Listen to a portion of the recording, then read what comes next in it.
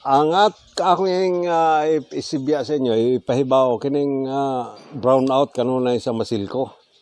O unsa maghihinungdan nga dunay brownout.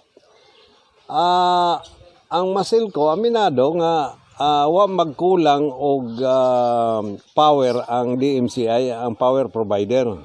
Wala magkulang, sobra-sobra ang power. Nya nganon doon na may brownout kung sobra ang power. Mo na yang nahitabo.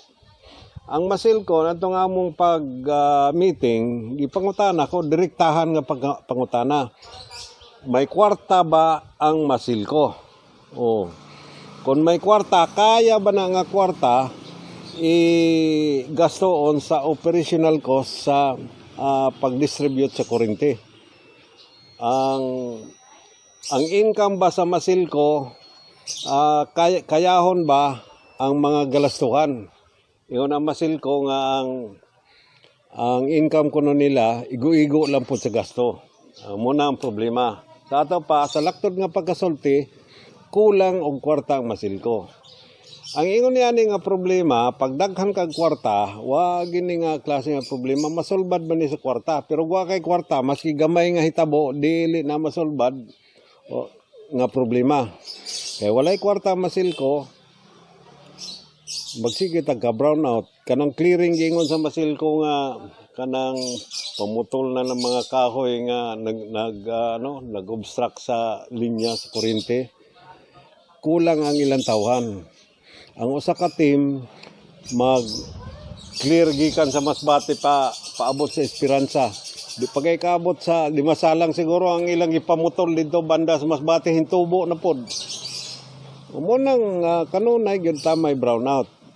Pasayloon na lang siguro ang masilko nga kanang brownout kauban na sa atong kinabuhi dinhi sa probinsya sa Masbate. Kanunay gid ta may brownout. Ayaw na lang kahibong nga dunay brownout. Madunot na lang ng masilko sa atong kamuda sa inda nga digid na unta mag brownout, pero sige mang brownout. Wa mo gid tay mahimo. Doon ako i-propose sa DMCI nga i-assume na lang nila ang trabaho sa masilko kanang pag-distribute sa kuryente. Di man kuno pwede kay power provider man sila. Ang ako pong i-propose sa masilko nga mag-file sila og petition for bankruptcy para ang ilang utang tanan dili na mabayaran kay bankrupt ka man sa akong pagbayad. Kaya lang, ang mga asset sa masilko, kwintahon mo po ibayad. Kung kulang, pasensya ang katong nagpautang. Ang nagpautang sa masilko, ang National Electrification Administration, NEA. Ang ikaduha, nagpautang katong napukor. Ang ikatulo, ang DMCI. Dako-dako na ang utang. Murag lisod na bayaran. Kaya, ang mahitabo, bangkarote ang masilko, sige lang taga brownout. So kanang mga proposal, Mayor, gina-work out na ba na karon? Ang akong gi-suggest pod sa ila nga muadto sa Kongreso, mangayo dito maghimog balaod nun nga i-write off, hindi na pabayaran ng utang. Kay kanang giutangan nga National Electrification Administration og napukor sa gobyerno man na nga ahensya. Unyag dunay balaod nga mingon nga dinala na pabayran. At itangkyo na lang na para sa masilko. Di wa na utang masilko. May utang man habilin ang sa DMCI na lang kaya na sa masilko. Kaya na ang galastuhan kada ka mo sobra pang ilang income. Kaya lang may inisyatibo ang masilko.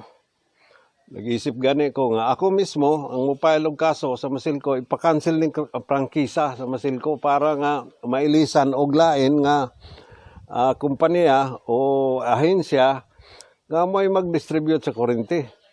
Karon arang-arang na ang tao ning atong kuryente bastilan. Ingon pa nila kung dunay brownout normal sa Masbate. Kada adlaw dunay brownout normal na. Pag 24 oras ang serbisyo, 24 oras ato pa way brownout. Abnormal na siya. Kaya agwanta na lang kita. Tios na lang ta kay wa kita mahimo. Okay, sa pagkakaroon mo atong mga update nga atong nabati gikan kang Mayor Felipe L. Cabatanya. Sa mga sunod higay ato gihapon sang bisitahon alang sa pagpaambit sa mga maayong balita alang sa atong lungsod ingon man sa atong probinsya sa Masbate. Daghang salamat. 99.1 DZNT Radyo Kabaluran. Let us help Katayngan Masbate Clean. Aming Katayngan, aming bayan, Katayngan ko. A reminder from Notre Escuela Community Radio, Radyo Kabaluran. Katayngan